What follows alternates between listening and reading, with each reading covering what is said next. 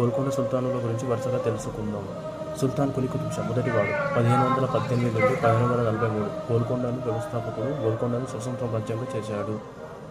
Jam Shahir 1543 నుండి 1550 వరకు పరిపాలించాడు. కుమారుని చంపి సింహాసనమును చేపట్టాడు. ఇబ్రాహీం కుతుబ్ షా 1550 to 1580 అత్యంత సామర్థ్యం గల రాజు. హిందీ, తెలుగు అనేక రచనలు రాశాడు. నగరాన్ని నిర్మాణాన్ని అభివృద్ధి చేశాడు. మహమ్మద్ కులీ కుతుబ్ షా 1580 to 1612 హైదరాబాద్ నగరాన్ని స్థాపించాడు. 1591లో చార్మినార్ నిర్మాణం కొనసాగించాడు. సుల్తాన్ మహమ్మద్ కుతుబ్ షా 1612 to 1626 నమ్మకస్తుల పాలన కొనసాగించాడు. ఆర్థికంగా బలమైన రాజ్యం. అబ్దుల్లా కుతుబ్ షా 1626 to 1672 అంతర్గత కుట్రలు మూల్యాన్ని తగ్గించాడు. మొఘలు ఒత్తిడికి లోనయ్యాడు. అబుల్ హసన్ తానా షా 1626 to 1672 చివరి కుతుబ్ షాహీ పాలకుడు.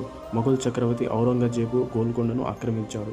1687లో గోల్కొండను మొఘలు స్వాధీనం చేసుకున్నారు.